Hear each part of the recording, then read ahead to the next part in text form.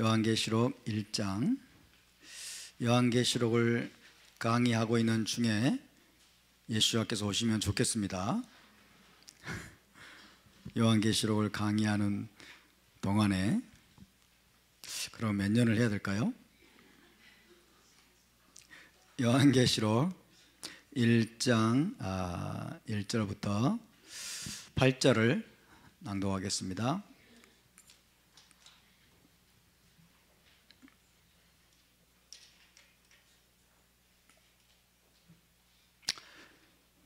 자, 우리 함께 여러분이 오늘은 1절을 읽어주시고 제가 2절을 읽고 이렇게 교도하겠습니다. 1절 먼저 읽어주세요. 하나님이 그에게 주사 반드시 속히 일어날 일들을 그 종들에게 보이시려고 그의 천사를 그 종 요하난에게 보내어 알게 하신 것이라.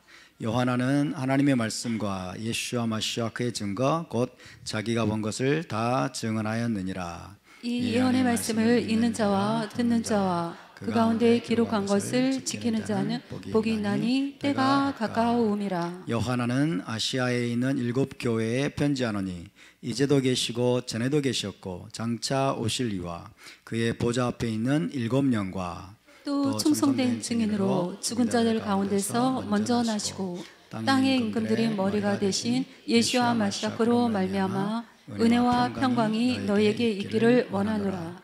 우리를 사랑하사 그의 피로 우리 죄에서 우리를 해방하시고 그의 아버지 하나님을 위하여 우리를 나라와 제사장으로 삼으신 그에게 영광과 능력이 세세토록 있기를 원하노라. 아멘. 볼지어다 그가 구름을 타고 오시리라. 각 사람의 눈이 그를 보겠고 그를 찌른 자들도 볼 것이요 땅에 있는 모든 족속이 그로 말미암아 애곡하리니 그러하리라. 아멘. 다 같이 주 하나님이 이르시되 나는 알파 오메가요 이제도 있고 전에도 있었고 장차 올 자요 전능한 자라 하시더라. 아멘. 이번 주 토라 포션 잠깐 보겠습니다. 이번 주 토라 포션의 제목이 보입니다. 보. 함께 볼까요? 보. 네, 보.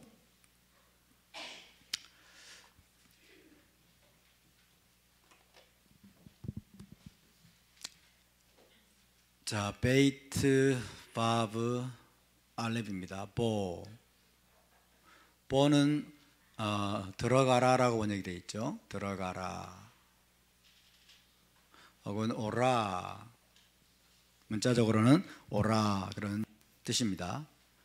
보 해볼까요? 보 파라샤 보는 바로에게 담대히 나아가서 하나님의 메시지를 전달하라는 명령으로 시작되고 있습니다. 하나님께서 모세에게 명령하십니다.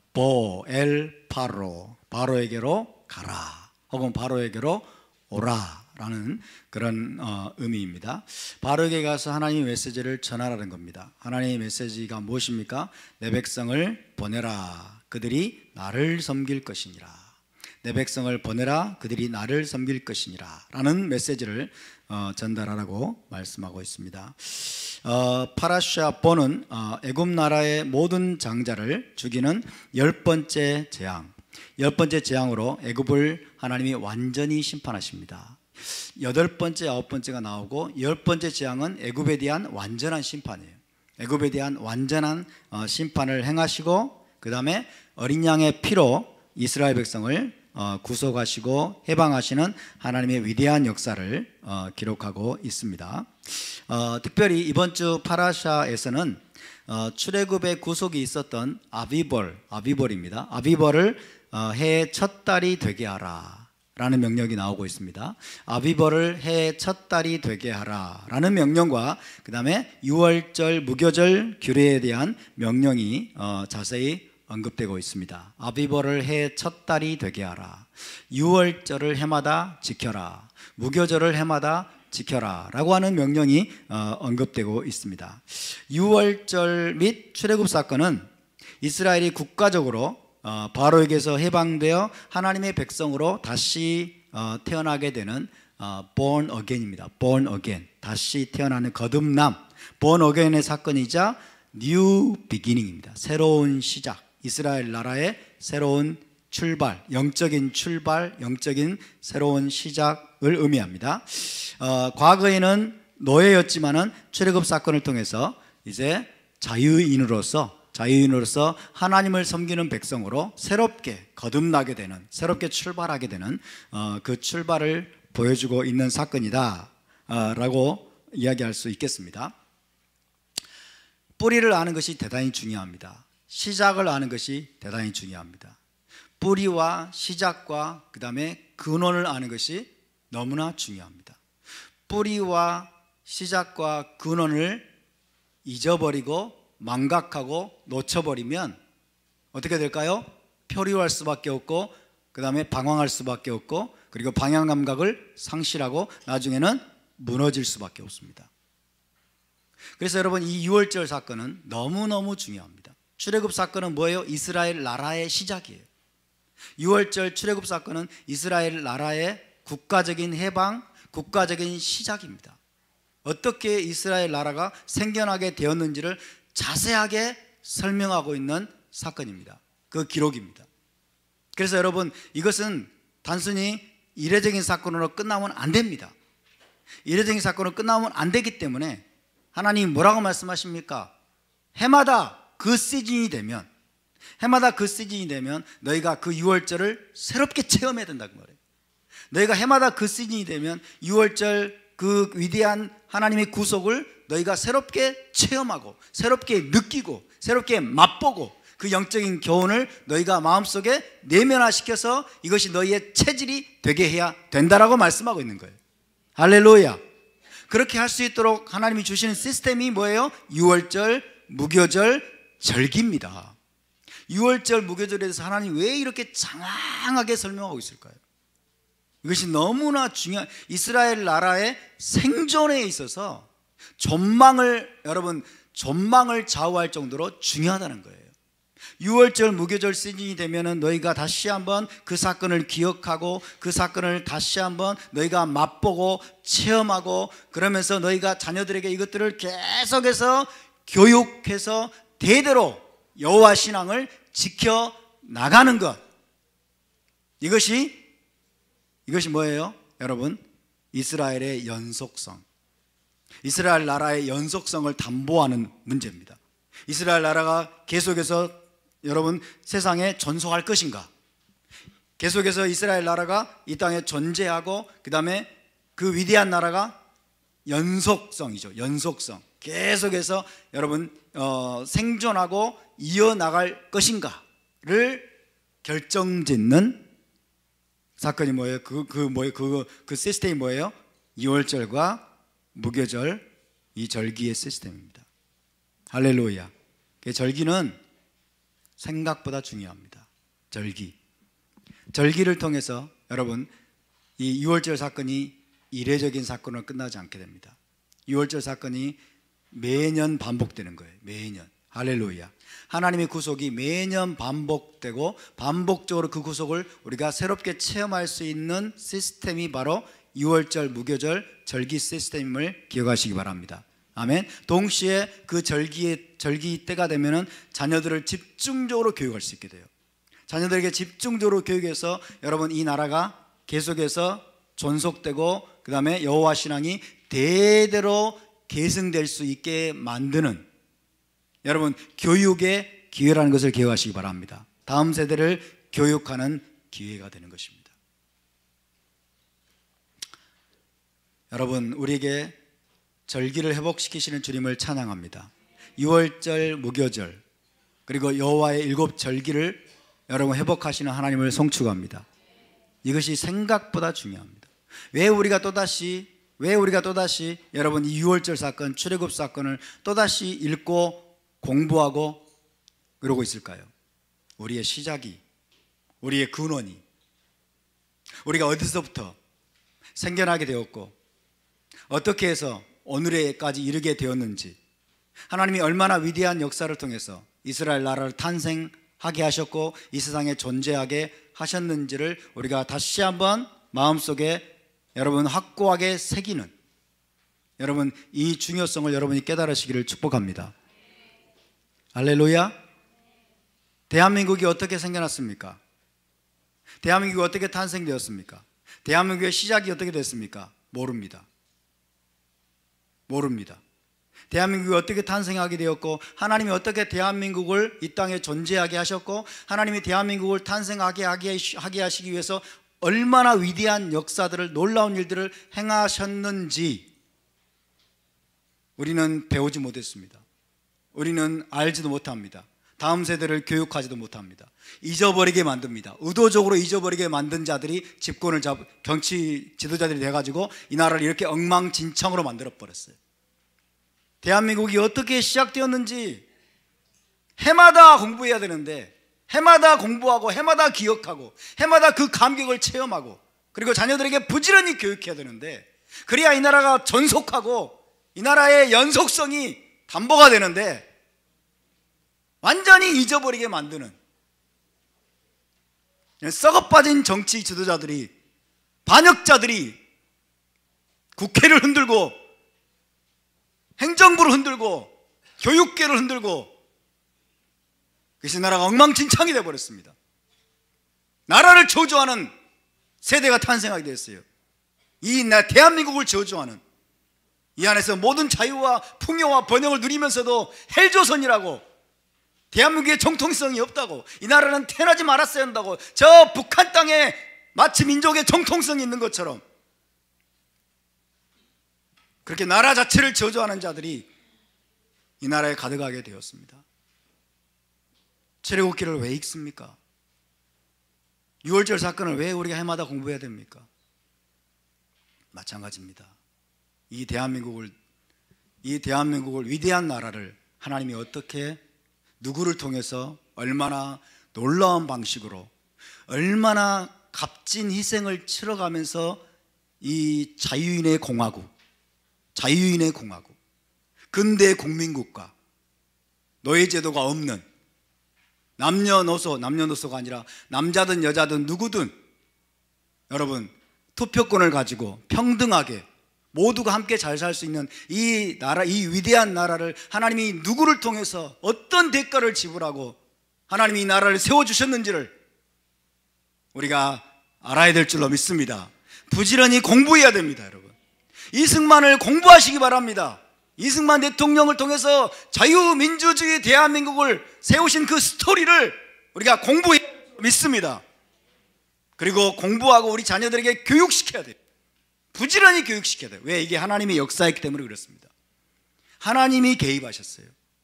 하나님이 여러분 주권적으로 개입하셔서 이승만 대통령이라고 하는, 이승만이라고 하는 위대한 인물을 일으키시고, 이 이승만을 먼저 여러분 하나님을 믿는 신앙으로 충만하게 만드셨어요.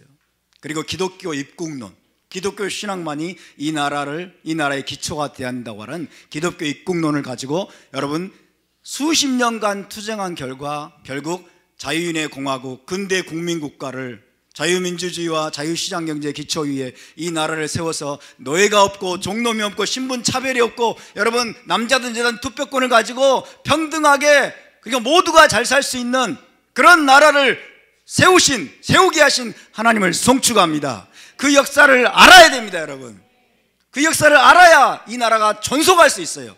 이 나라가 계속될 수 있습니다. 그 역사를 모르면 우리가 이 나라를 저주하는 그런 자들이 이 나라를 결국 여러분 쥐고 흔들면서 나라를 망하게 만드는 방향으로 갈 수밖에 없습니다.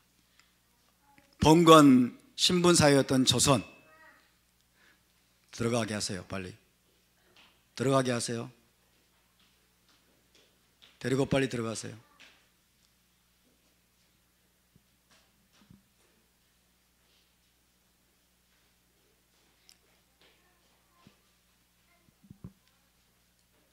조선시대, 여러분 우리가 조선시대였다면 어떻게 되겠습니까? 조선시대였다면 여러분 여성들은 인간이 아니에요. 그리고 노예제도가 있을 겁니다.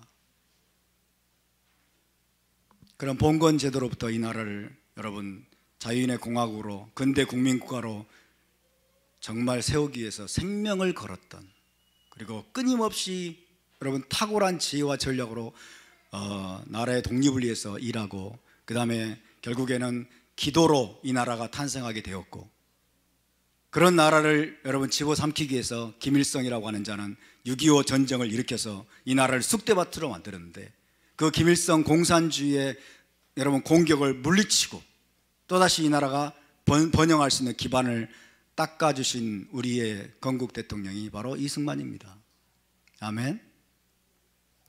알아야 됩니다. 공부해야 됩니다. 해마다 공부해야 됩니다. 그래서 8.15가 있는 겁니다.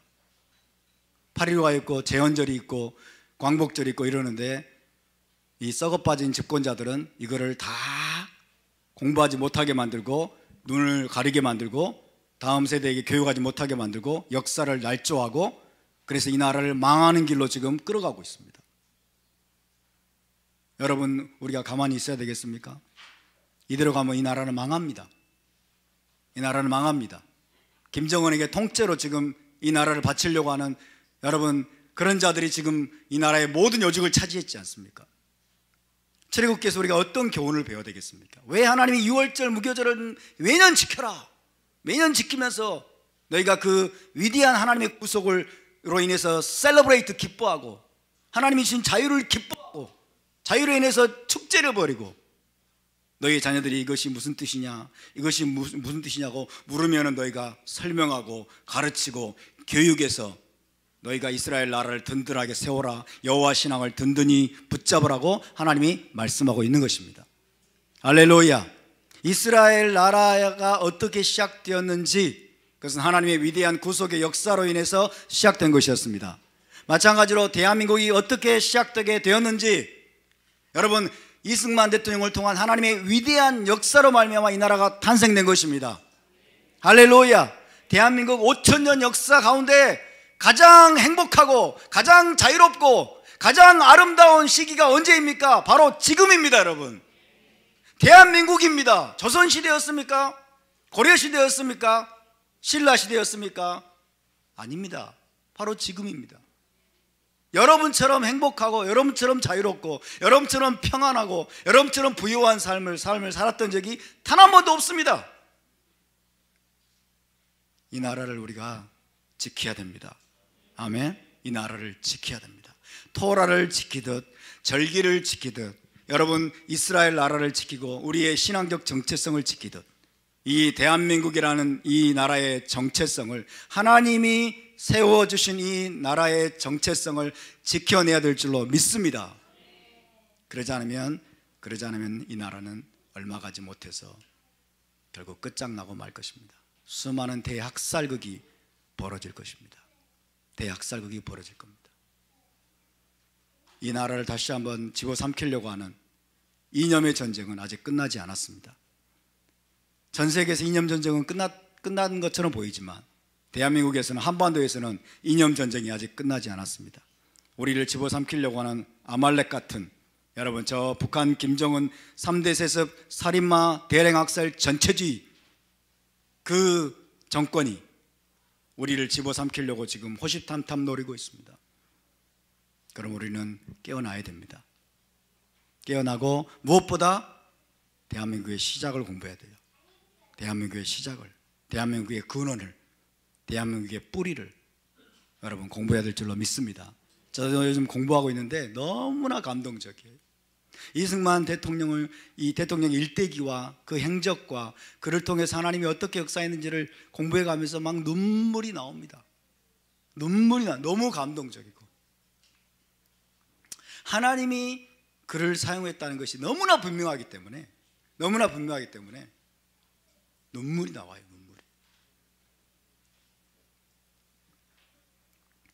시작을 다시 공부하게 하신 하나님을 찬양합니다.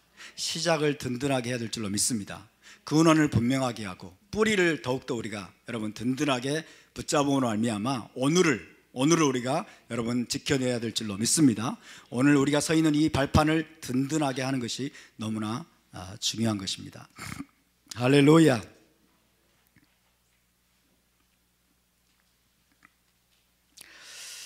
자, 지난주에 이어서 다시 계시록으로 가보도록 하겠습니다. 계시록 1장 3절을 우리가 다시 한번 읽어보겠습니다. 계시록 1장 3절 시작. 이 예언의 말씀을 읽는 자와 듣는 자와 그 가운데 기록한 것을 지키는 자는 복이 있나니 때가 가까움이라. 아멘. 지난주에 말씀드린 대로 계시록은 무엇으로 시작된다? 아슈레이, 복되도다. 아슈레이로 시작된다고 그랬죠. 그래서 진정한 히브리적인 복이 무엇이냐 하는 것들을 여러분과 함께 나눴고요. 또 요한계시록에는 7번의 아슈레이가 나온다고 그랬습니다. 그죠? 7번의 아슈레이. 그것은 완전한 복을 하나님이 우리에게 주기를 원하신다라는 그런 갈망이 담겨 있다라고 말씀을 드렸습니다. 3절 마지막 부분을 보시면 때가 가까움이라 라고 되어 있어요. 때가 가까움이라. 한번 해볼까요? 때가 가까움이라. 자, 이 예언의 말씀을 읽는 자와 듣는 자와 그 가운데 기록한 것을 지키는 자는 복되도다. 왜냐하면 그랬어요. 왜냐하면 근거입니다. 근거와 이유의 이유. 왜냐하면 때가 가깝기 때문이다. 때가 가깝기 때문이다.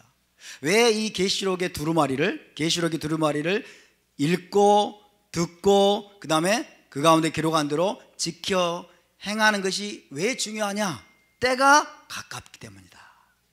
때가 가깝기 때문이다 라는 뜻입니다. 때가 가까움이라. 따라서 때가 가까움이라. 때가 가까움이라. 그래서 때가 가까움이라를 히브리어로 하면은 케루바 하에트입니다. 케루바 하에트. 키는 왜냐하면이고 케루바는 카라브죠. 가깝다는. 그 다음에 에트는 뭐예요? 때죠. 때. 에트. 케루바 하에트. 해볼까요? 케루바 하에트. 케루바 하에트. 자, 때가 가깝기 때문이다. 때가 가까웠기 때문이다 라고 말씀하고 있습니다. 자, 때, 무슨 때입니까 이게? 이게 무슨 때일까요? 목욕탕에서 미는 때는 아닐 거고. 자, 때가 가까움이라. 이 때가 뭐냐? 이 때에 대해서 이제 OJB에 이런 주석이 붙어 있습니다. OJB라는 성경 번역본이 있는데 Orthodox Jewish Bible이에요. Orthodox Jewish Bible. 정통 유대교 번역본입니다. 어떤 위기의 때 이렇게 돼요. 위기의 때와 이 때는 뭐냐면 위기의 때와 메시아의 강림과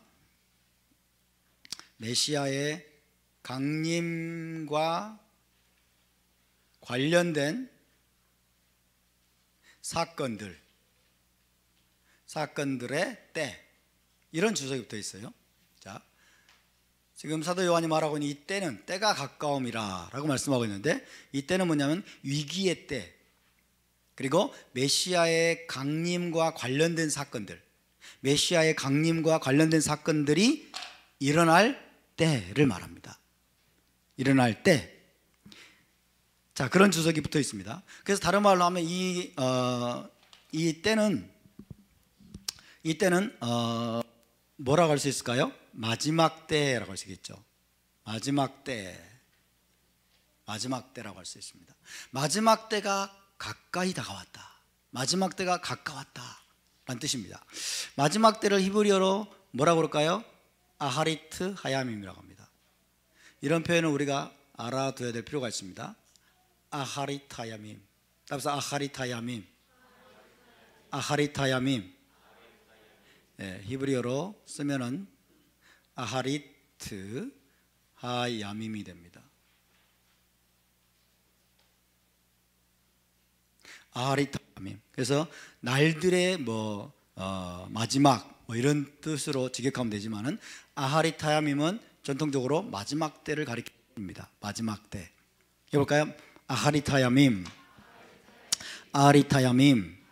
그래서 케루바 하에트. 때가 가까이 다가왔기 때문이다 라고 말씀하고 있는데, 이 때는 뭐냐면 뭐예요? 아하리트 하야밈입니다. 아하리트 하야밈. 마지막 때가 가까이 다가왔다.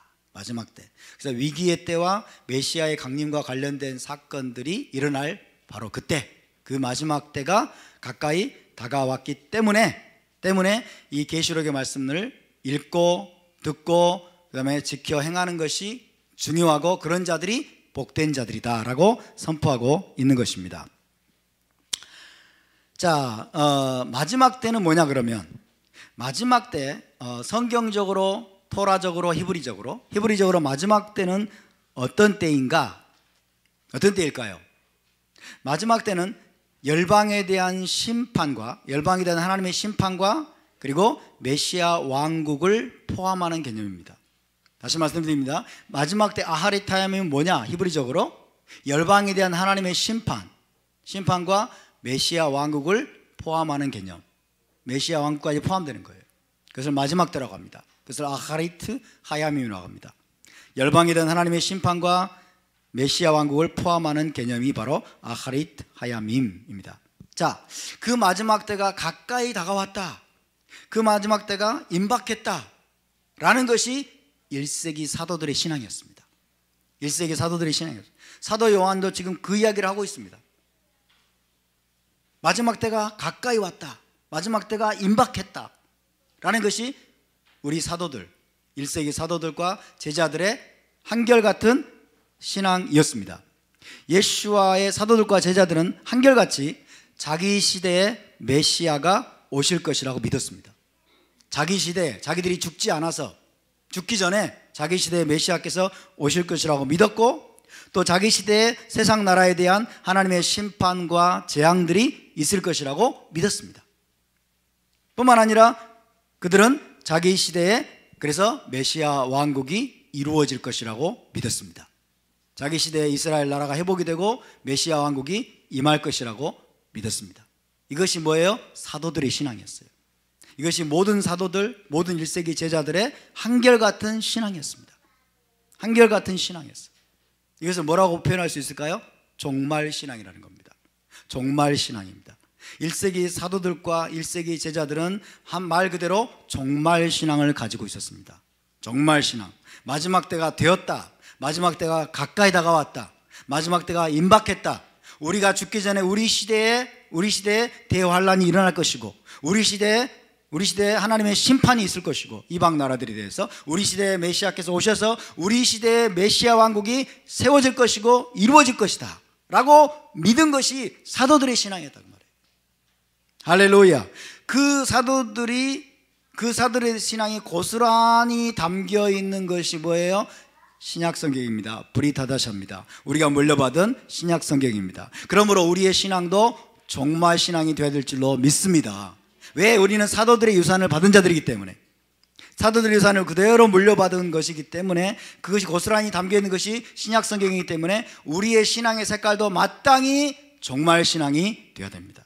때가 가까움이라, 이게 여러분 우리하고 거리가 먼 것처럼 느껴지면 안 됩니다. 때가 가까움이라 이 말이 이상하게 느껴지면 안 됩니다. 당연히 우리도 이런 신앙을 회복해야 될 줄로 믿습니다. 할렐루야.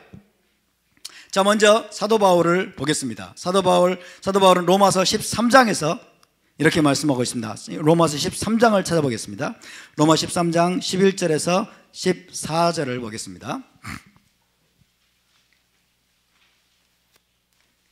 로마서 13장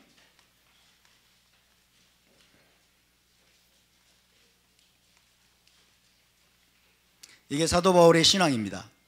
사도 바울의 신앙 11절부터 14절, 13장 11절부터 14절을 우리가 천천히 함께 읽습니다. 시작. 또한 너희가 이 시기를 알거니와 자다가 깰 때가 벌써 되었으니 이는 이제 우리의 구원이 처음 믿을 때보다 가까웠음이라. 밤이 깊고 낮이 가까웠으니 그러므로 우리가 어둠의 일을 벗고 빛의 갑옷을 입자. 낮에와 같이 단정히 행하고 방탕하거나 술 취하지 말며 음란하거나 호색하지 말며 다투거나 시기하지 말고 오직 주 예수와 마시아크로 옷 입고 정욕을 위하여 육신의 일을 도모하지 말라. 할렐루야.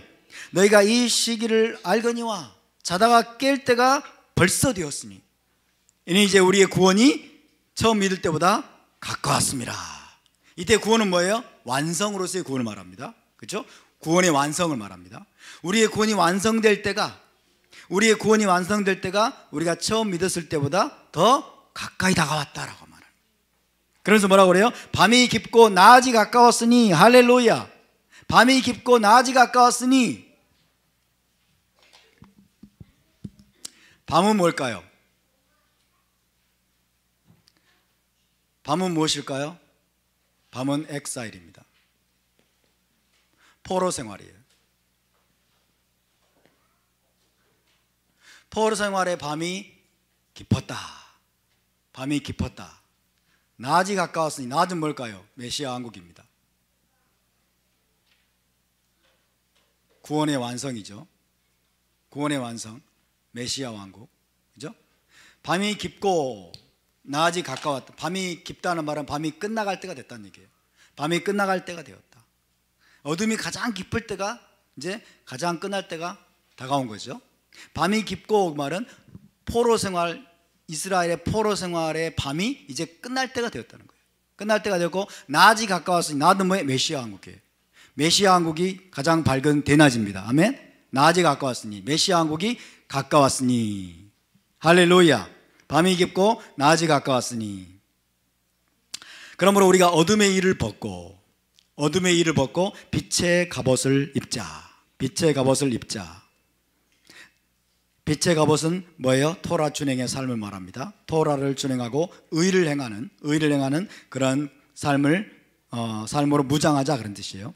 낮과 같이 단정행하고 방탕하거나 술 취하지 말며 음란하거나 호색하지 말며 다투거나 시기하지 말. 그럴 틈이 없는 거예요. 그럴 틈이 없습니다. 메시아 왕국이 지금 문 밖에 이르렀으면, 문 밖에 있으면 이제는 깨어 일어나야 되는 것입니다.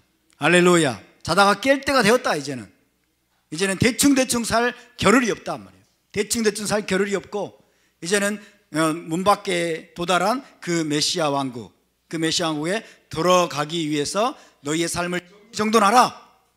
모든 불의를 몰아내고 모든 죄와 악을 몰아내고 이제 메시아 왕국에 들어가기에 합당한 의로운 삶, 토라 준행의 삶을 너희가 더욱더 힘써야 된다는 것입니다.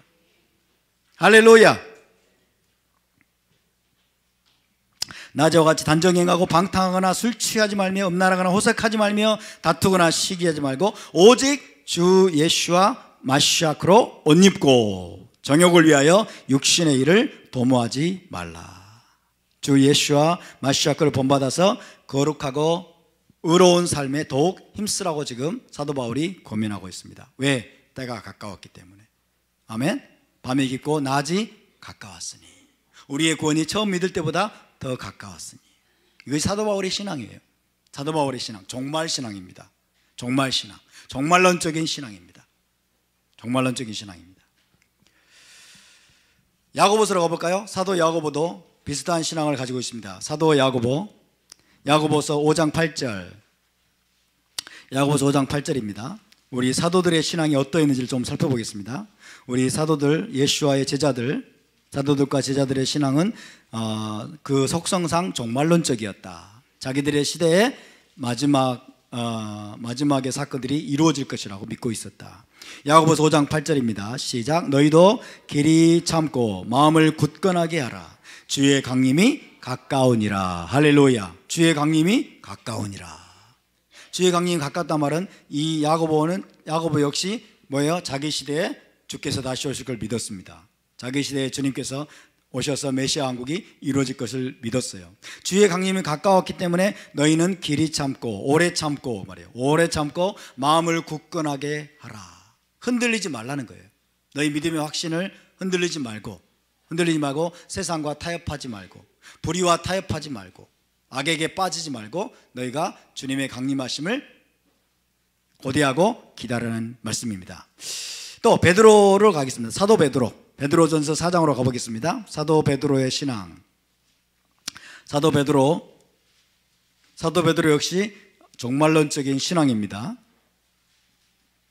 베드로전서 4장 7절에서 10절을 찾아보겠습니다. 베드로전서 4장 7절에서 10절 시작. 만물의 마지막이 가까이 왔으니 그러므로 너희는 정신을 차리고 근신하여 기도하라. 무엇보다도 뜨겁게 서로 사랑할지니 사랑은 허다한 죄를 덮느니라. 서로 대접하기를 원망 없이 하고 각각 은사를 받은 대로 하나님의 여러 가지 은혜를 맡은 선한 청지기같이 서로 봉사하라. 할렐루야. 사도 베드로의 신앙도 분명합니다. 만물의 마지막이 가까이 왔고, 만물의 마지막이 가까웠고 메시아 왕국이 임박했다는 거예요.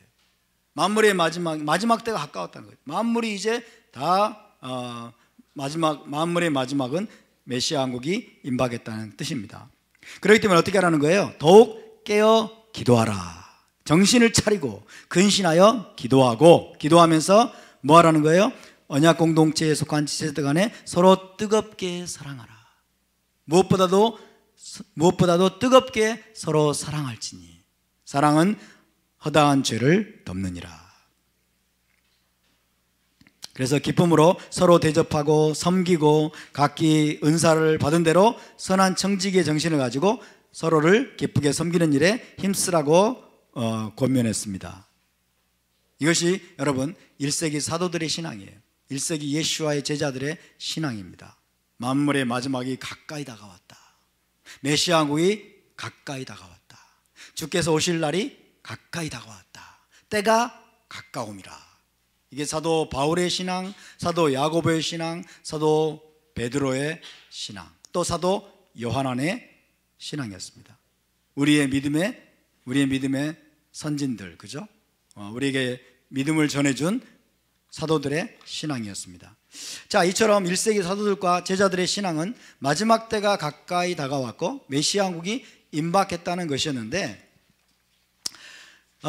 그것은 세례 요한과 예수와께서 선포하신 말씀에 이미 나타나 있는 사상입니다.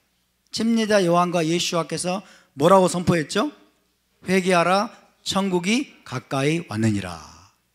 회개하라, 천국이 가까이 왔느니라. 답사, 회개하라, 천국이 가까이 왔느니라.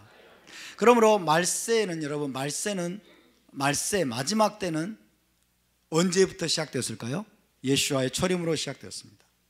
예수와의 초림으로 말세가 시작되었어요. 마지막 때가 시작되었어요. 지금은 뭐예요? 마지막 때 중에 마지막이에요.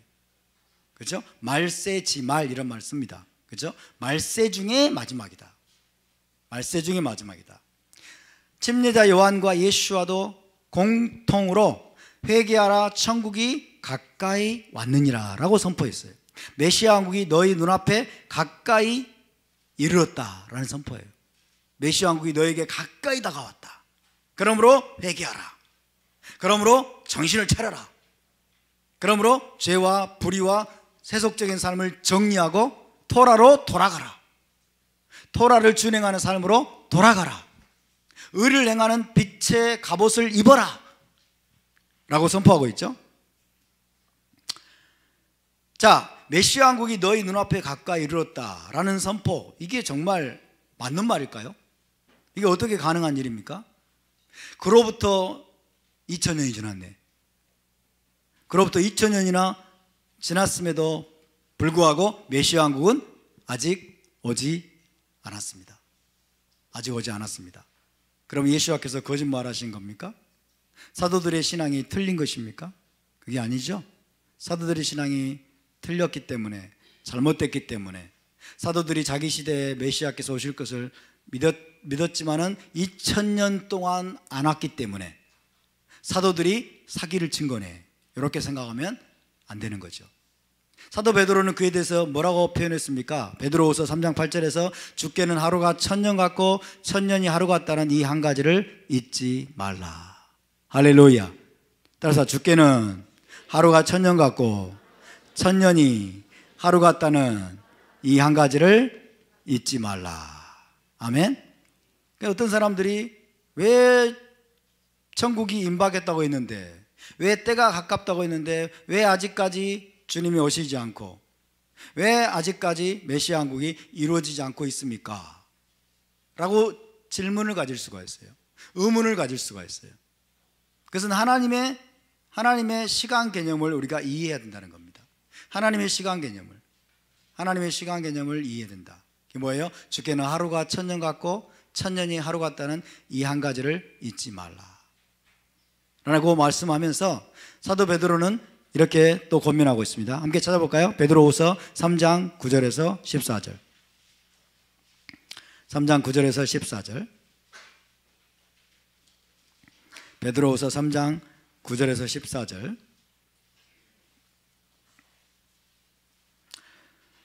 자, 천천히 한번 보겠습니다. 주의 약속은 어떤 이들이 더디다고 생각하는 것 같이 더딘 것이 아니라. 자, 우리가 지금 이렇게 생각할 수 있습니다. 2000년 지났는데 주님 왜 이렇게 더디게 오시지? 왜 아직까지 안 오시는 거야? 임박했다면서. 거기에 대해서 지금 사도 베드로가 응답하고 있습니다. 그렇죠? 주의 약속은 어떤 이들이 더디다고 생각하는 것 같이 더딘 것이 아니라 오직 주께서는 너희를 위하여 오래 참으사 아무도 멸망하지 아니하고 다 회개하기에 이르기를 원하시느니라. 할렐루야. 하나님께서 한 사람이라도 더 회개하고 구원을 받도록 하기 위해서 오래 참고 기다리시는 것이지 주님의 약속이 틀린 것이 아니라 그 말이에요. 오래 참으사 아무도 멸망하지 아니하고 다 회개하기에 이르기를 원하시느니라. 그러나 주의 날이 도둑같이 오리니. 도둑같이 오리니. 너희가 주님의 약속이 틀렸네, 주님이 사도들의 신앙이 잘못된 것이네 하고 마음을 풀어버리고 이제 세상 정욕을 따라서 이제 뭐예요? 영적으로 깨어있지 못하고 죄악 가운데 빠져서 세속적인 삶에 빠져 있으면은 그날이 너희에게는 도둑같이 올 것이다 말이에요. 너희가 그날이 도둑같이 임할 것이다. 그러나 주의 날이 도둑같이 오리니 그날에는 하늘이 큰 소리로 떠나가고 물질이 뜨거운 불에 풀어지고 땅과 그 중에 있는 모든 일이 드러나리로다. 이 모든 것이 이렇게 풀어지리니 너희가 어떠한 사람이 되어야 마땅하냐. 거룩한 행실과 경건함으로 하나님의 날이 임하기를 바라보고 간절히 사모하라. 그날에 하늘이 불에 타서 풀어지고 물질이 뜨거운 불에 녹아지려니와 우리는 그의 약속대로 의가 있는 곳인 새하늘과 새 땅을 바라보도다. 그러므로 사랑하는 자들아 너희가 이것을 바라보나니 주 앞에서 점도 없고 흠도 없이 평강 가운데서 나타나기를 힘쓰라. 할렐루야. 그래서 여러분 먼저 주의 날이 혹은 임박한 심판과 메시아 왕국이 먼 훗날이나 임할 것이고 우리 시대에는 임하지 않을 거라는 생각을 버리라는 것입니다. 그런 생각을 우리가 버려야 될 줄로 믿습니다. 주의 날이 우리 시대는 오지 않을 거야. 먼 훗날이나 올 거야. 그것이 우리가 어떤 영향을 미칠까요? 우리를 영적으로 잠재웁니다. 우리를 하나님부터 멀어지게 만듭니다. 영적인 긴장을 늦춰버리게 만듭니다. 그렇죠? 그러다 보면은 그날에 전혀 대비할 수 없게 됩니다. 전혀 대비할 수 없게 되고 우리가 세상 연락에 빠지고 육신의 정욕과 안목의 정욕과 이생의 자랑을 쫓아갈 가능성이 대단히 높습니다. 그러면 그의 날이 주의 날이 도둑같이 임하고 우리는 거기에 대해서 아무 준비도 되어 있지 않은 채로 그 날을 맞이해야 되는 비극이 벌어질 수 있다는 거예요. 그러므로 여러분 주의 날이 먼 훗날이나 올 것이고 우리 시대는 오지 않을 거라는 이런 헛된 생각에 우리가 빠지지 않기를 바랍니다. 아멘. 그런 생각을 우리가 조심하고 경계해야 됩니다. 왜냐하면 하나님 우리의 시간 개념에 따라서 움직이는 분이 아니기 때문에 그렇습니다. 하나님 우리의 계산대로 움직이시는 분이 아닙니다. 우리가 1000년 후에나 그의 날이 올 수도 있어 라고 이야기하면은 그 1000년이 주께는 하루 같다고 말씀하는 거예요. 그렇죠? 하루 만에 그분이 오셔버릴 수도 있는 거예요. 이해되십니까? 주께는 하루가 1000년 같고 1000년이 하루 같기 때문에 우리의 시간 개념과 다를 수 있고 우리가 계산한 대로 하나님은 움직이지 않습니다. 그렇기 때문에 저와 여러분이 날마다 항상 깨어 있어야 될 줄로 믿습니다. 아무도 예상치 못한 시간에 도둑같이 그분이 임하실 것이기 때문에 항상 깨어 기도하면서 우리 시대에 주의 날이 임할 것이다 하고 그렇게 믿고 준비하라고 사도 베드로는 권면하고 있습니다. 사도들이 그랬습니다. 그리고 그 길이 안전합니다. 할렐루야. 우리 시대에 주님이 오실 것이라고 믿고 깨어서 기도하고 준비하고 어떻게 준비하라고 그랬어요? 거룩한 행실과 경건함으로. 거룩한 행실과 경건함으로. 또 어떻게? 주 앞에 점도 없고 흠도 없는 모습으로.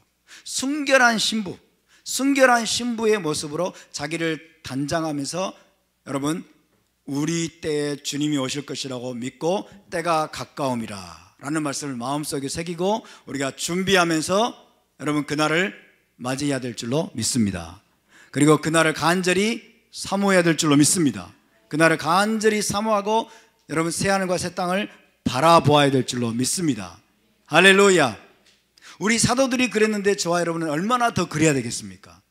우리보다 더 뛰어나고 우리보다 더 여러분 주님께 크게 쓰임받았던 사도들이 그런 마음으로 살았는데 우리도 마땅히 그런 마음으로 살아야 될 줄로 믿습니다. 그런 마음을 갖는 것이 현실 도피적인 삶을 살라는 것이 아닙니다, 여러분.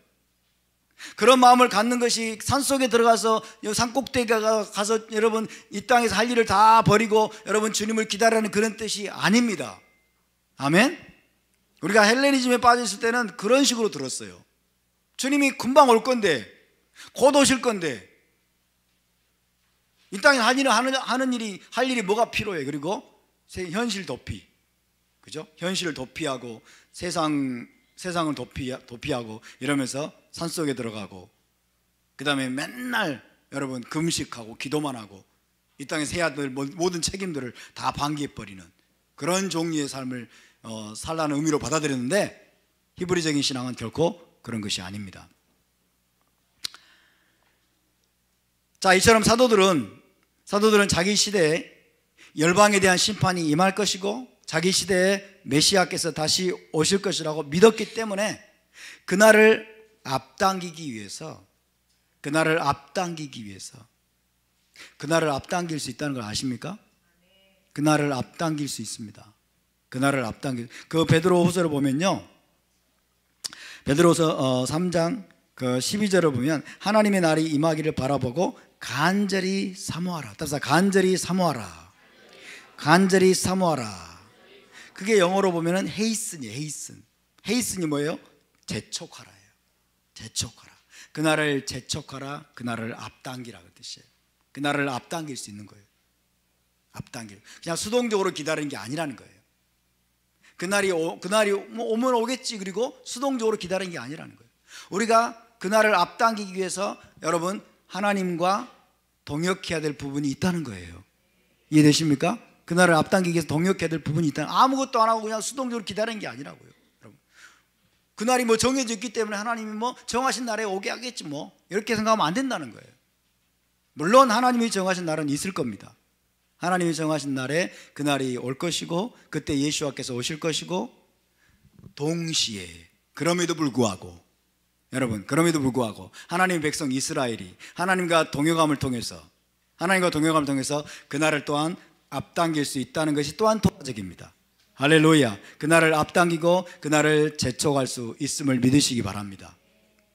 그래서 여러분, 사도들은 자기 시대에 열방에 대한 심판이 임하고 메시아께서 오시고 메시아 왕국이 이루어질 것을 믿었기 때문에 수동적으로 그냥 기다리는 것이 아니라 그날을 앞당기기 위해서 여러분 사도들이 전심으로 힘썼던 것이 있습니다. 전심으로 힘썼던 것은 무엇이었을까요? 사도들이 그날을 앞당기기 위해서 자기 시대에 아하리타야밈, 마지막 때가 시작되었고 자기 시대에 열방에 대한 심판 그리고 메시아께서 오실 것을 믿었기 때문에 그들이 전심으로 힘썼던 것은 무엇이었을까요? 로마 제국 내에 있는 이방인들에게 복음을 전하는 것이었습니다. 로마 제국 내에 있는 이방인들에게 복음 전하는 일에 그들은 전심으로 힘썼습니다. 전심으로. 로마 제국 내 이방인들에게 메시아의 복음을 전하는 일에 온 힘을 쏟았습니다. 왜냐하면 주께서 성천하시기 직전에 친히 명령하신 것이기 때문입니다. 주께서 성천하시기 전에 친히 명령하셨어요. 자, 마태복음 24장 14절을 자, 빠른 속도 찾아볼까요? 마태복음 24장 14절. 자, 함께 있습니다. 시작. 이 천국 복음이 모든 민족에게 증언되기 위하여 온 세상에 전파되리니 그제야 끝이 오리라. 이 천국 복음이 모든 민족에게 증언되기 위하여 온 세상에 전파될 것이니 그제야 끝이 올 것이다. 끝이 뭐예요? 마지막이죠. 메시아께서 오시는 때입니다. 이 말씀을 그들이 들었어요. 온 세상에 전파된다. 온 세상에 전파되어야 끝이 올 것이다. 그래서 이들은 끝을 앞당기기 위해서, 마지막 때를 앞당기기 위해서, 메시아께서 오시는 때를 앞당기기 위해서 여러분 로마 제국 내 이방인들과 사도 바울은 뭐예요? 서바나까지, 그죠? 스페인에까지 가서 복음을 전하는 갈망을 가지고 있었어요. 뭐 하기 위해서? 메시아의 오심을 앞당기고 준비하기 위해서. 할렐루야. 마태복음 28장 18절에서 20절, 예수께서 나와 말씀하여 이르시되 하늘과 땅의 모든 권세를 내게 주셨으니 그러므로 너희는 가서 모든 민족을 제자로 삼아 아버지와 아들과 성령의 이름으로 세례를 베풀고 내가 너에게 분부한 모든 것을 가르쳐 지키게 하라. 볼지어다 내가 세상 끝날까지 너희와 항상 함께 있으리라 하시니라. 너희는 가서 모든 민족을 제자로 삼아라. 모든 민족을 제자로 삼고 아버지와 아들과 성령의 이름으로 침례를 베풀고 내가 너에게 분부한 모든 것을, 모든 토라를 가르쳐 지키게 하라. 그죠? 그래서 로마 제국 내, 그리고 로마 제국을 넘어서, 그때 아마 로마 제국이 그들이 알고 있는 세계의 전부였을 거예요. 그래서 로마 제국 내 이방인들에게 여러분 땅 끝까지 그들이 복음을 전하고 이방인들을 제자로 삼는 일에 온 힘을 기울였다. 뭐 하기 위해서? 마지막 때를 앞당기기 위해서, 준비하기 위해서. 마가복음 16장 15절 16절도 이렇게 말씀합니다. 또 이르시되 너희는 온 천하에 다니며 만민에게 복음을 전파하라. 믿고 침례를 받는 사람은 구원을 얻을 것이요 믿지 않는 사람은 정죄를 받으리라. 온 천하에 다니며 만민에게 복음을 전파하라. 왜? 마지막 때가 가까웠기 때문에. 주님이 그렇게 명령하시는 겁니다. 마지막 때가 가까웠다. 그러면 너희는 온 천하에 다니면서 만민에게 복음을 전파하라. 그제야 끝이 올 것이기 때문에. 그제야 끝이 올 것이기 때문에 너희는 부지런히 만민에게 나아가서 복음을 전파하라. 사도행전 1장 8절, 여러분이 잘 아시는 1장 8절에서 주님은 이렇게 명령하셨습니다. 오직 성령이 너에게 임하시면 너희가 권능을 받고 예루살렘과 온 유대와 사마리아와 땅끝까지 이르러 내 증인이 되리라 하시니라. 내 증인이 되리라 그랬는데 될지니라 라고도 번역할 수 있어요. 성령이 너에게 임하시면, 그죠? 오순절 샤보트 때 여러분 메시아 공동체 가운데 성령이 부어졌습니다. 성령이 너에게 임하시면 너희가 권능을 받을 것이다. 증인되게 하는 능력입니다. 권능을 받고 예루살렘과 온 유대와 사마리아와 땅끝까지 이르러서 내 증인이 될지니라. 할렐루야. 이것이 주님의 명령이었어요.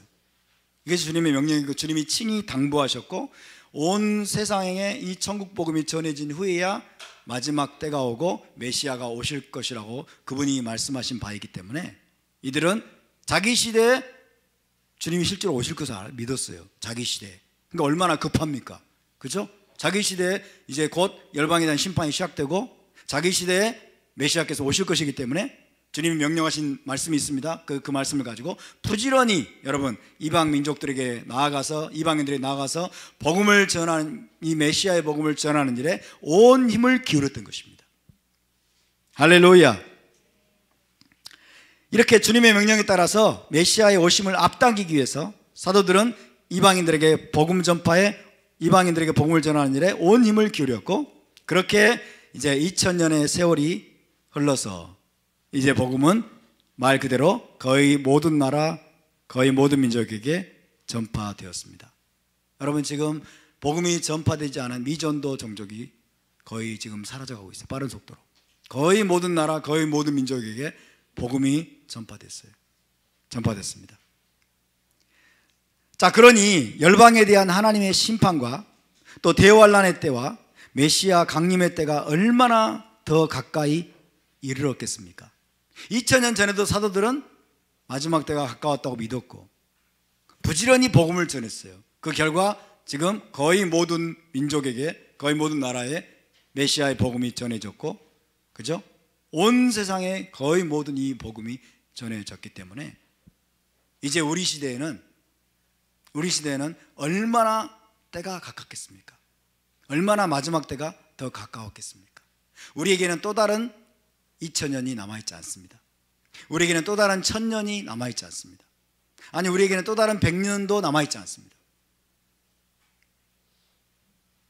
시대적 상황을 분별해 보면 우리 앞에는 불과 10여 년밖에 남아있지 않다는 강한 확신이 듭니다. 불과 10여 년밖에 남아있지 않다는 강한 확신이 듭니다. 물론 더 짧을 수도 있어요.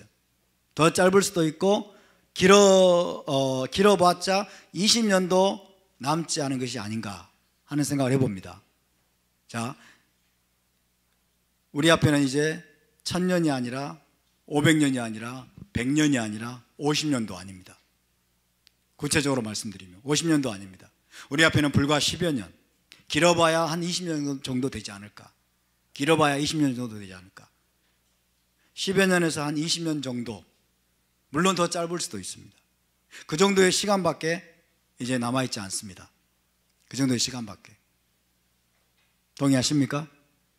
동의가 안 되십니까? 멀리 있는 것 같습니까? 제가 시대의 상황을 분별해 보면 정말 급합니다. 정말 가까웠습니다. 우리 시대에 주님 오실 겁니다. 우리 시대에 7년 대환란이 시작될 겁니다. 우리 시대의 마지막 때 여러분 열방에 대한, 이방 민족에 대한 아마겟돈 전쟁과 하나님의 심판이 시작될 것입니다. 우리 시대에 주님이 오실 것이고 우리 시대의 메시아 왕국이 예루살렘에서 시작될 것이라고 저는 확신합니다. 확신합니다. 정말 여러분, 우리는 마지막 때 중에 마지막 때를 살고 있다는 것을 기억하시기 바랍니다. 그렇기 때문에 사도 요한은 그러기 때문에 내가 이 계시록의 말씀을 듣고 읽고 듣고 지켜 행해야 된다. 그런 자들이 바로 정말 복된 자들이 될 것이다 라고 지금 이야기하고 있는 것입니다. 할렐루야. 자, 여러분, 우리가 지금 비록 늦었지만은 지금이라도 계시록 말씀을 나누게 하신 것이 하나님의 큰 섭리이고 뜻이라고 믿습니다. 우리의 신앙은 사도들을 본받아서 종말 신앙이 되어야 됩니다. 우리는 종말 신앙을 가져야 됩니다. 우리 시대에 주님이 오실 것이라는 확실한 믿음을 가져야 될 줄로 믿습니다. 우리 시대의 마지막 때가 시작될 것이고 마지막 때에 이방 나라에 대한 하나님의 심판이 시작될 것이고 메시아께서 오실 것이고 그리고 메시아 왕국이 시작될 것이라고 하는 이 확실한 확고한 종말 신앙으로 우리가 무장해야 될 줄로 믿습니다. 그래야 여러분 우리가 올바른 토라 신앙에서 하나님을 바르게 믿는 토라 신앙의 이 궤도에서 우리가 이탈하지 않게 될 것입니다. 여러분, 교회가 히브리 뿌리에서 이탈하여 헬라적이고 서구적인 그런 종교 체제가 되어버렸습니다. 1세기, 2세기, 3세기를 지나는 동안에 교회는 히브리 뿌리에서 이탈했습니다. 히브리 뿌리에서 스스로 잘려져 나와서 헬라적이고 서구적인 하나의 종교 체제가 되어버렸어요. 헬라적이고 서구적인 그런 종교 체제가 된 결과 끼쳐진 가장 심각한 손실이 뭐냐? 많이 있겠지만은 제가 볼 때는 종말 신앙을 잃어버린 겁니다. 종말 신앙을 잃어버린 거예요. 구체적으로 말하면 재림 신앙과 부활 신앙을 잃어버린 겁니다. 종말 신앙을 우리가 둘로 분별해 본다면 재림 신앙과 부활 신앙이라고 할 수 있겠어요. 근데 여러분, 헬라적인 서구적인 종교 시스템으로 변질되면서 메시아 공동체가 잃어버린 것이 종말 신앙, 다른 말로 재림 신앙과 부활 신앙을 잃어버렸습니다. 그저 세속적인 종교, 기복주의적인 종교 시스템으로 전락했다고 해도 과언이 아닙니다. 메시아께서 다시 오시면 어떻게 될까요? 메시아께서 다시 오시면 무슨 일이 있을까요? 메시아께서 다시 오시면 믿는 자들이 육체적으로 부활하게 될 것입니다. 육체적으로 죽은 자의 몸이 부활하여서 변화된 몸으로 메시아 왕국과 여러분 새 예루살렘에 들어가서 영원히 주님과 함께 거하게 될 것이라는 것이 여러분 이 히브리적인 복음의 핵심입니다. 할렐루야. 메시아께서 오시면 죽은 자의 몸이 부활하고 살아남은 자들도 변화되어서 변화된 몸으로 부활의 몸으로 메시아 왕국에 들어가고 그 다음에는 올라마바 새 예루살렘 성에 들어가서 영원히 하나님의 영광 가운데 살게 될 것이다. 이게 복음의 핵심 메시지입니다. 그런데 히브리 뿌리에서 이탈한 헬라적이고 서구적인 기독교는 죽은 후에 우리의 영혼이 육신을 빠져나와서 우주 너머 어딘가에 있는 천국, 천당이죠, 천당. 그죠? 우리가 죽으면 죽은 후에 우리의 영혼이 육신을 빠져나와 가지고 우주 너머 어딘가에 있는 천당에 간다 라고 생각을 하고 그렇게 집중적으로 가르쳐 왔습니다. 계속해서 거의 2000년 동안 그런 사상을 가르쳐 왔어요. 그렇기 때문에 육체의 부활은 필요 없는 거예요. 육체가 부활할 필요가 없어요. 왜? 우리 영혼이 육신을 빠져나와서 저 우주 너머 어딘가에 있는 천당으로 가는 것이 우리 신앙의 목적지라고 생각했기 때문에 육체의 부활이 성경에 있습니까? 없습니까?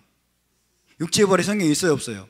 육체의 부활이 성경에 분명히 나와 있긴 하지만 나와 관계가 없어요. 무의미한 것이 되어버렸어요. 육체는 부활할 필요가 없어요. 왜? 영혼이 육신을 빠져나가서 저 천당에 가는 거니까. 영혼들이 그냥 영혼이 영원토록 저 천당에서 복락을 누리는 장소이기 때문에 육체는 부활할 필요가 없어요. 육체는 부활할 필요가 없어요. 그래서 부활이라는 단어가 너무 생소한 단어예요. 불가사의한 단어입니다. 그리고 이해를 못합니다. 왜 그래야 되는지도 모릅니다. 그래서 어떻게 됐습니까? 교회에서 부활을 설교하지 않습니다. 부활에 대한 설교나 그 다음에 부활이라는 단어는 1년에 딱 한 번, 그죠? 1년에 딱 한 번. 부활주일은 있으니까 1년에 딱 한 번 의례적으로 듣고 한 귀로 듣고 한 귀로 흘려버리는, 나와 무관한 것이 되었습니다. 나와 무관한 것. 오늘날 크리스찬들 어떤 생각을 하고 있습니까? 나는 오늘 죽어도 내 영혼이 빠져나와서 육신이 빠져나와서 천당 간다. 나는 오늘 죽어도 천당 간다. 이걸 구원의 확신이라고 생각하는 거예요. 그래서 그런 사람에게 부활이 필요 있어요? 없어요? 부활이 필요 없어요. 육신의 몸이 필요 없기 때문에.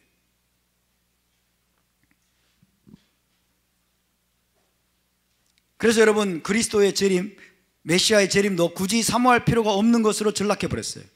예수님도 재림할 필요가 없어요. 어차피 우리가 죽으면 저 천당에 갈 건데 주님이 재림하실 필요가 뭐겠습니까? 죽으면 천당 갈 텐데 주님이 뭐하러 오세요? 수고스럽게. 그죠? 수고스럽게 저 공중에 오셔가지고 나를 데려간대. 아니, 수고스럽게 오지 마세요. 오실 필요 없어요. 그렇게 돼버린 거예요. 메시아의 재림도 굳이 필요가 없는 것이 되어버렸어요. 그래서 여러분, 재림신앙도 사라지고 부활신앙도 사라지고 그저 오늘 죽으면 육신이 영혼을 빠져나와서 저 복락의 장소인 천당으로 가는 그런 생각만 하고 있기 때문에 정말 신앙을 잃어버렸습니다. 정말 신앙을 잃어버리고 재림신앙, 부활신앙을 잃어버리면 어떻게 될까요? 교회는 영적으로 잠을 자게 되어 있습니다. 영적인 긴장을 풀어버리게 되어 있습니다. 그리고 방종하게 될 가능성이 대단히 높습니다. 세속화된 교회, 기복주의적인 교회, 세상적인 쾌락과 세상적인 부와 명예를 쫓아가는 그런 교회로 전락할 가능성이 대단히 높은데, 오늘날 여러분이 보고 있는 교회의 모습이 그러하지 않습니까? 오늘날 우리가 보고 있는 교회의 모습이 그러합니다. 너무나 세속주의화된 교회, 물질주의화되고 세상적인 규모, 성장 일변도의 교회, 세상에서 여러분 부나 명예나 이 땅의 좋은 것들을 쫓아가는 교회, 그런 교회로 전락해 버린 것이 오늘날의 교회의 모습입니다. 재림이라는 단어가 오늘날 교회에서는 어떻게 받아들여지고 있습니까? 재림, 예수님의 재림. 재림이라는 단어는 사이비 종교 집단이나 신비주의 집단의 전유물처럼 여겨지고 있습니다. 재림을 이야기하는 사람은 뭔가 비현실적이고 극단적인 종말론에 심취한 이상한 사람이라는 분위기가 만연되어 있습니다. 제 말이 지나칩니까? 틀리지 않을 겁니다. 기존교회에서는 재림이란 말이 거의 금깃이 되어 있어요. 금깃이, 재림.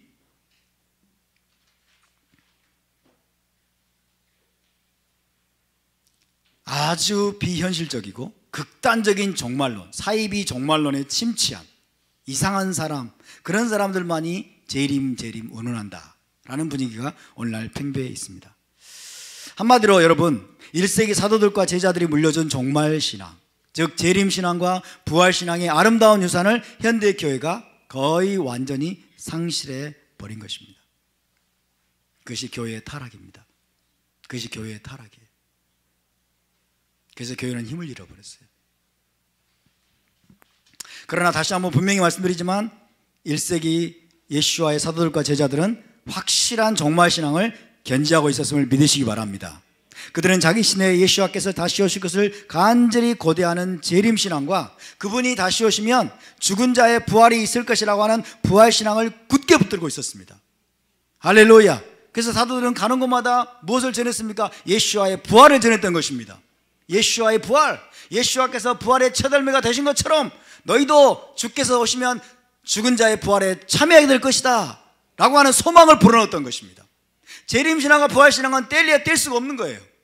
재림신앙과 부활신앙은 하나입니다. 그것을 우리가 한마디로 종말신앙이라고 할 수 있는 거예요.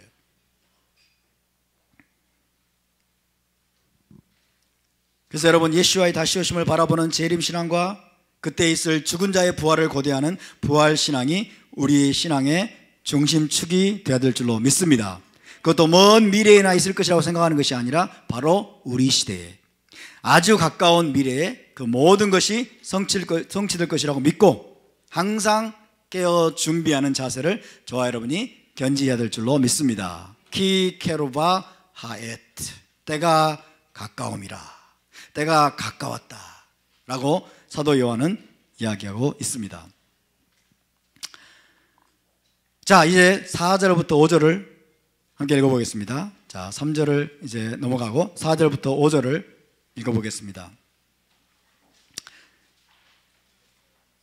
4절부터 5절 시작. 요한은 아시아에 있는 7교회에 편지하노니 이제도 계시고 전에도 계셨고 장차 오실 이와 그의 보좌 앞에 있는 7영과 또 충성된 증인으로 죽은 자들 가운데서 먼저 나시고 땅의 임금들의 머리가 되신 예수와 마시아크로 말미암아 은혜와 평강이 너희에게 있기를 원하노라. 우리를 사랑하사 그의 피로 우리 죄에서 우리를 해방하시고.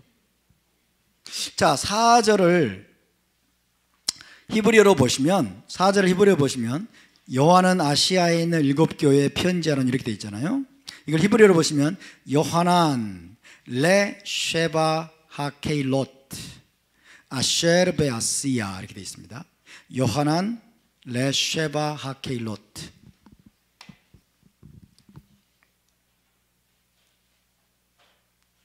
요하나는 레 뭐뭐에게 쉐바 하케일롯 7교회입니다. 7교회에게, 요하난이 7교회에게 레 쉐바 하케일롯 아쉐르 베아시아, 아시아에 있는, 그렇죠? 아시아에 있는 7교회에 요한이 보낸다. 편지란 말은 없습니다. 편지란 말은.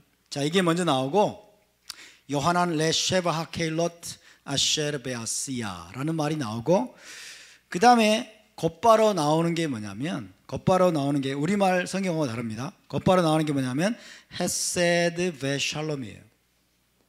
헤세드 베 샬롬.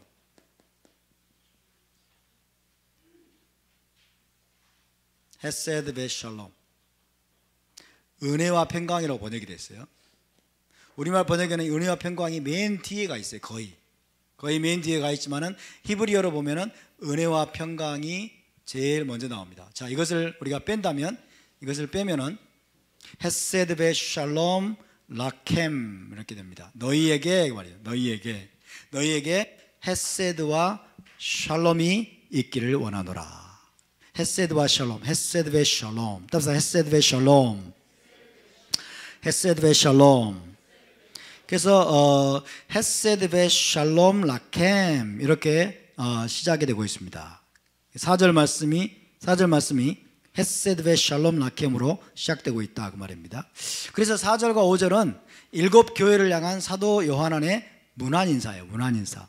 사도 요한안의 문안 인사인데, 이 문안 인사가 전형적인 히브리적인 인사 패턴을 따르고 있어요.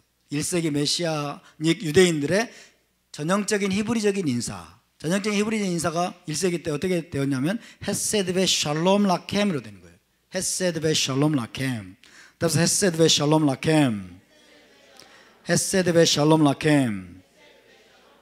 자, 이런 문안 인사의 대표적인 신뢰를 바울 서신에서 찾아볼 수 있습니다. 바울이 편지를 보내는 곳마다 헤세드 베 샬롬을 문안 인사로 사용합니다. 로마서에서, 고린도전후서, 갈라디아서, 에베소서, 빌립보서, 골로새서, 데살로니가 전후서, 디모데 전후서, 디도서, 빌레몬서 등에서 사도 바울은 헤세드 베샬롬을 기원하는, 그죠? 은혜와 평강이라고 했어요. 은혜와 평강, 헤세드 베샬롬을 기원하는 문안 인사를 했습니다. 베드로도 베드로 전후서에서 또 헤세드 베샬롬을 기원하는 문안 인사를 했습니다. 헤세드 베샬롬.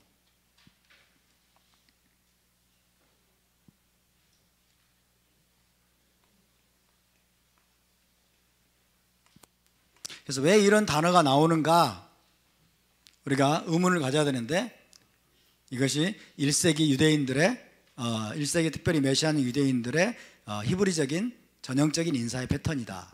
헤세드 베샬롬. 그래서 어떤 식으로 보통 이제 되냐면요, 아버지 하나님과, 우리 아버지죠, 우리 아버지 하나님과, 그 다음에 주 예수와 마시아크로부터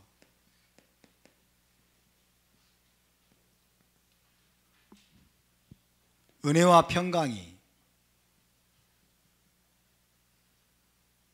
너희에게 있을지어다. 거의 이런 패턴입니다. 우리 아버지 하나님과 주 예수와 마시아크로부터 헤세드 베샬롬이 너희에게 있을지어다. 그래서 히브리어로 하면 어떻게 될까요? 히브리어로 이런 거 어렵지 않기 때문에, 자, 헤세드 라켐이 먼저 나와도 됩니다. 라켐이 먼저 나와도 상관없어요. 헤세드 라켐 베샬롬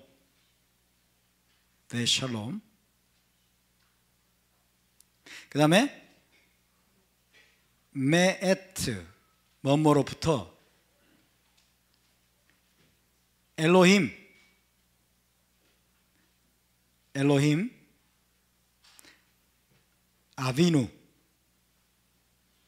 아비누 아시죠? 아비누. 그 다음에 우메에트 또 뭐뭐로부터 우메에트. 그 다음 뭐죠? 우메에트가 들어가 안 들어가고요. 베하아돈. 아돈이 뭐예요? 주님이죠. 아돈. 예슈아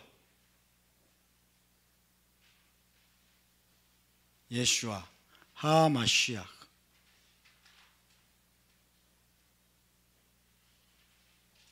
이렇게 됩니다. 자, 읽어볼까요? 헤세드 라켐 베샬롬. 헤세드 라켐 베샬롬 메에트 엘로힘 아비누 베하아돈 예슈아 하마시아. 네, 자, 우리 아버지 하나님으로부터, 그리고 주 예수와 마시아크로부터 은혜, 헤세드와 샬롬이 너에게 있을지어다. 이게 사도들이 흔히 사용했던 히브리적인 인사말 혹은 문안 인사입니다. 헤세드 라켐 베샬롬 메엣 엘로힘 아비누 베하 아돈 예슈아 하마시아. 노래 아시죠? 노래 옛날에 배웠는데 아십니까? 아시는 분만 따라서 한번 해보시기 바랍니다. 헤세드 라켐 베샬롬 메엣 엘로힘 아비누 베하돈 예슈아 하마시아. 우리 옆에 분을 축복합시다. 헤세드 라켐 베샬롬 메엣 엘로힘 아비누 베하돈 예슈아 하마시아. 다시 한번 다른 분에게 헤세드 라켐 베샬롬 메텔로힘 아비누 베하돈 예슈와 하마시아. 아멘. 자, 사도 요한이 동일하게 그렇게 문안 인사를 하고 있는데, 우리말 성경에 보면은 먼저 수식하고 있는 것들이 많이 나오고 있죠. 수식하고 있는 것들이 나오고 있는데, 너희에게 있기를 원하노라. 자, 여기 보니까 은혜와 평강이 너희에게 있기를 원하노라. 이게 제일 먼저 나오고 있습니다. 다시 한번 해봅시다. 헤세드 베샬롬, 헤세드 베샬롬, 라켐, 메에트, 엘로힘 아비누, 베하 아돈, 예슈와 하마시약. 네. 자, 여기서 이제 중요한 게 헤세드와 샬롬입니다. 헤세드와 샬롬이 굉장히 중요한 단어죠. 히브리적으로 굉장히 중요한 단어가 헤세드와 샬롬입니다.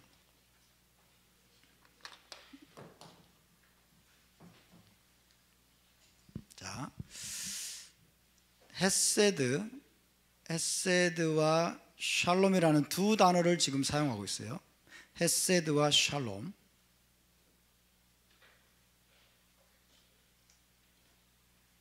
헤세드와 샬롬이 있기를 원하노라. 헤세드와 샬롬을 기원하고 있습니다. 헤세드와 샬롬이 있기를 원하노라. 자, 헤세드는 하면 무조건 우리에게 떠오르는 게 언약이어야 돼요. 언약. 헤세드 하면 무조건 떠오르는 게 언약이어야 됩니다. 그 다음에 샬롬 그러면 무조건 뭐가 떠올라야 돼요? 메시아 왕국이 떠올라야 돼요. 샬롬은 무조건 메시아 왕국이 떠올라야 돼요.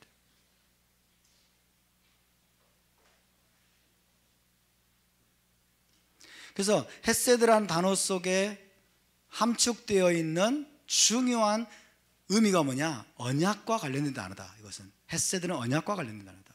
샬롬은 뭐냐? 샬롬은 메시아 왕국이 이루어지는 거예요. 궁극적으로. 할렐루야. 그래서 우리가 샤ባት 샬롬 이것은 계속해서 뭐예요? 메시아 왕국을 바라보게 만드는 인사예요. 샤ባት 샬롬. 할렐루야. 그래서 이 중요하다는 지금 이 인사가 중요하다는 거예요. 그래서 언약과 메시아 왕국 이것을 기억나게 하고 이것을 생각나게 만드는 지금 기원인 것이에요. 이해되십니까? 그래서 헤세드는 그래서 이제 구체적으로 헤세드는 뭐냐? 무슨 뜻이냐? 헤세드는 언약 관계에 기초한 변함없는 사랑입니다. 언약 관계에 기초한 언약으로부터 나오는 변함없는 사랑. 변함없는 사랑과 애정, 친절, 호의, 헌신, 이런 의미들을 담고 있어요. 그 다음에 언약에 대한 충성,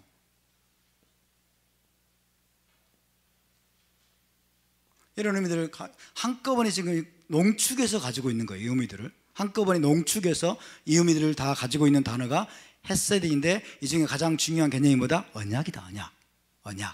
언약에 기반해서 언약으로부터 나오는 거예요. 언약 관계를 전제로 하고 있는 거예요. 언약 관계를 한 상태에서 그 언약 관계로부터 나오는 사랑, 변화없는 사랑과 애정과 친절과 호의, 그리고 또 헌신, 그리고 언약에 대한 충성입니다. 혹은 하나님의 어떤 은총입니다. 은총. 이런 의미들을 담고 있는 겁니다. 언약 관계, 언약 관계를 전제로 하고 있습니다. 하나님과의 언약 관계를 전제로 하고 그 언약 관계로부터 하나님께서 이스라엘에게 베푸시는 하나님의 무한한 사랑이에요. 하나님의 무한한 사랑, 하나님의 무한한 애정과 친절, 호의, 은총입니다. 이것이 헤세드입니다. 그 헤세드가 너에게 있을지어다. 할렐루야. 샬롬은 원래 무슨 뜻이에요? 샬롬이라고 하면 원래 어근이 뭐냐면 온전함이란 거죠. 온전함, 완전함 이런 뜻이에요.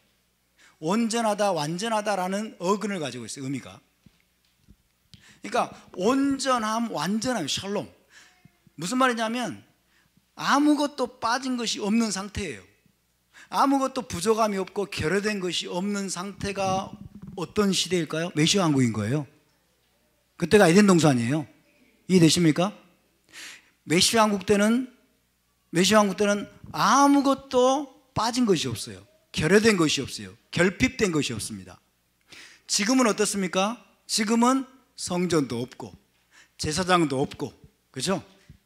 지금은 너무나 결여되어 있는 게 너무 많아요. 그래서 온전한 샬롬, 완전한 샬롬, 이 샬롬이라는 말 자체가 뭐예요? 메시아 왕국과 올람 하바를 가리키는 거예요. 메시아 왕국 올람 하바. 그래서 아무것도 빠진 것이 없는 온전함, 완전함의 상태로부터 나오는, 거기서부터 뭐가 나올까요? 평강이 나오는 거예요. 할렐루야. 아무것도 빠진 것이 없고 결여된 것이 없는 상태로부터 나오는 평강, 평안, 평강, 안전함,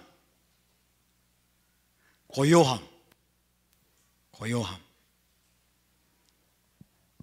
그 다음에 복지, 행복, 온전함, 이런 의미들을 담고 있습니다.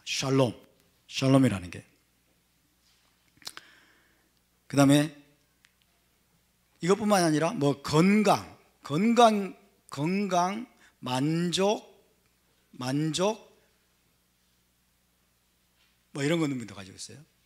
건강, 만족, 성공, 위로, 이런 의미도 다 가지고. 이 모든 것들이 다 포함되어 있어요.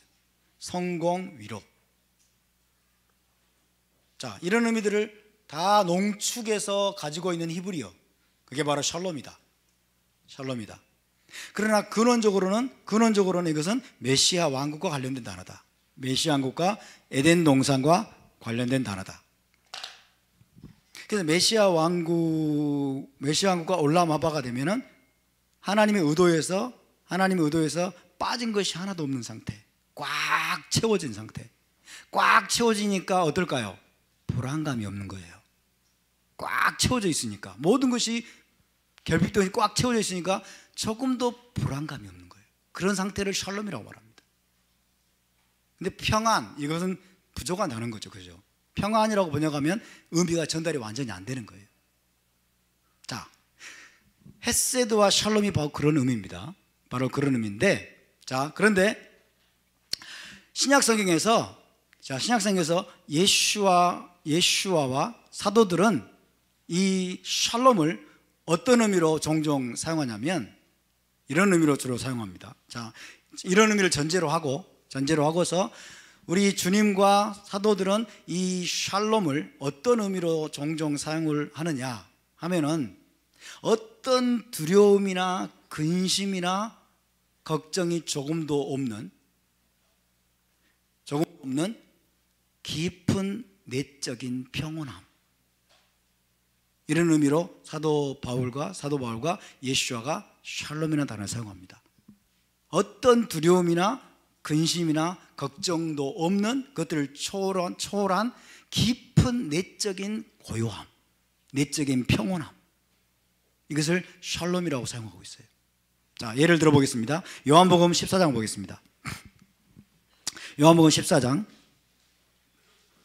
27절.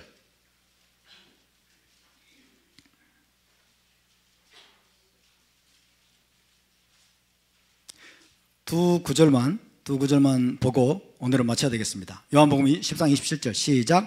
평안을 너희에게 끼치노니 곧 나의 평안을 너희에게 주노라. 내가 너희에게 주는 것은 세상이 주는 것과 같지 아니하니라. 너희는 마음에 근심하지도 말고 두려워하지도 말라. 샬롬, 샬롬을 내가 너희에게 주노라. 나의 샬롬을 너희에게 주노라.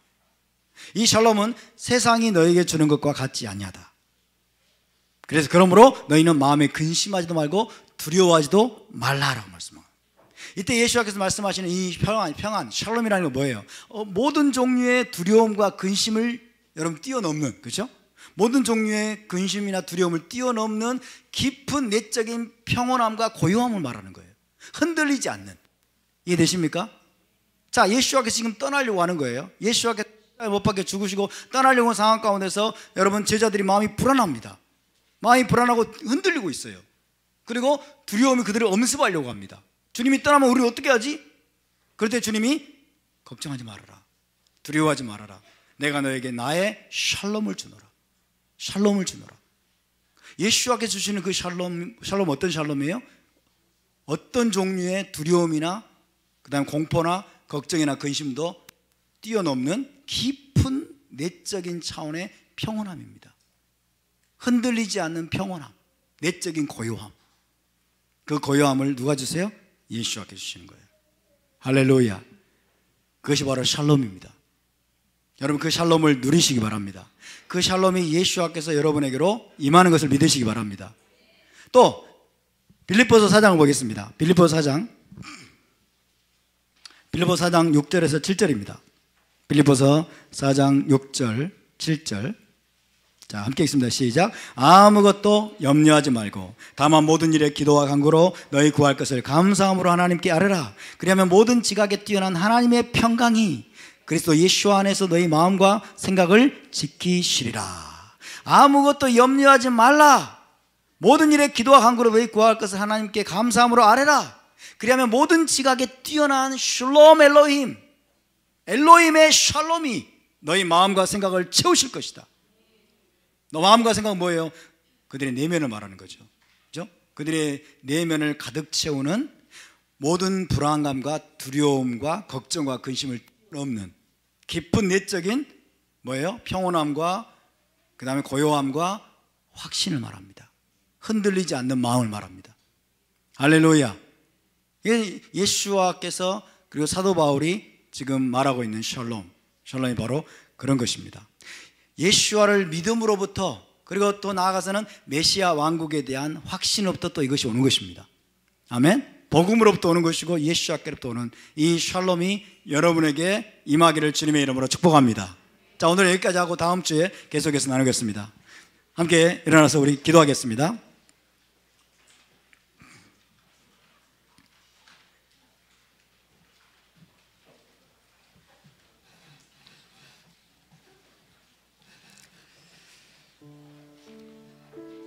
평안을 너희에게 끼치노니 곧 나의 평안을 너희에게 주노라.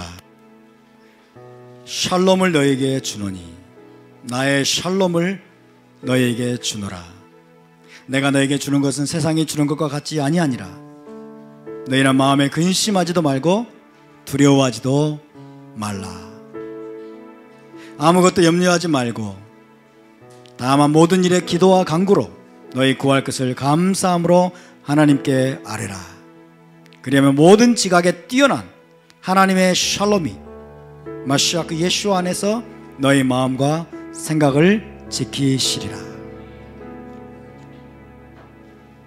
바로 그것이 메시아 왕국입니다. 그것이 메시아 왕국을 누리는 겁니다. 모든 두려움과 걱정과 근심과 염려를 뛰어넘어서 완전한 내적인 평온함, 고요함, 흔들리지 않는 확신, 어떤 두려움도 불안감도 없는 그 샬롬을 누리는 것이 바로 우리가 메시아 왕국을 이 땅에서 누리는 것입니다. 그 샬롬은 예수와께로부터 오는 것입니다. 주님, 우리가 그 샬롬을 사모합니다. 주님, 우리가 그 샬롬을 누리기를 원합니다. 헤세드 베 샬롬, 헤세드와 샬롬. 주님, 당신께서 우리에게 주시는 언약 안에서 언약으로부터, 언약 관계로부터 하나님이 우리에게 주시는 그 사랑과 정과 그 헌신과 주님 그 놀라우신 은총과 호의를 우리에게 베풀어 주시옵소서. 우리가 언약을 굳게 붙들겠습니다. 우리가 언약 안에 머물겠습니다. 우리가 메시아 왕국을 위해서 준비하며 주님 때가 가까움이라, 마지막 때가 되었다는 것을 우리가 알고 주님 종말 신앙을 우리가 다시 한번 회복하고 재림 신앙과 부활 신앙을 회복하여서 당신의 토라 안에서 신실하게 걷는 자들에게 헤세드와 샬롬을 우리에게 넘치도록 부어 주시옵소서. 그래서 우리가 세상을 이기게 도와주시고 이 세상의 모든 불안함과 모든 세상의 공포와 세상의 염려와 근심들을 넉넉히 이기는 참된 믿음의 사람들로 일어나게 하여 주시옵소서. 우리 함께 동성으로 기도하겠습니다. 하나님 감사합니다. 주님을 찬양합니다. 우리에게 종말 신앙을 회복하여 주시옵소서.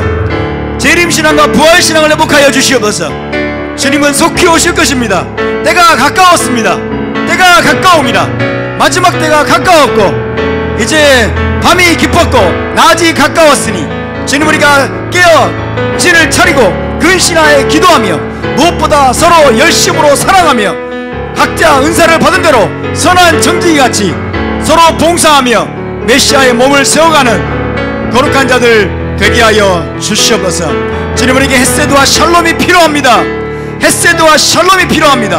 하나님이 부어주시는 초자연적인 헤세드와 샬롬을 우리에게 부어주시옵소서. 우리에게 부어주시옵소서. 우리에게 넘치도록 부어주시옵시고 그래서 우리가 주님 이 어두운 세상을 넉넉히 이기게 하여 주시옵소서.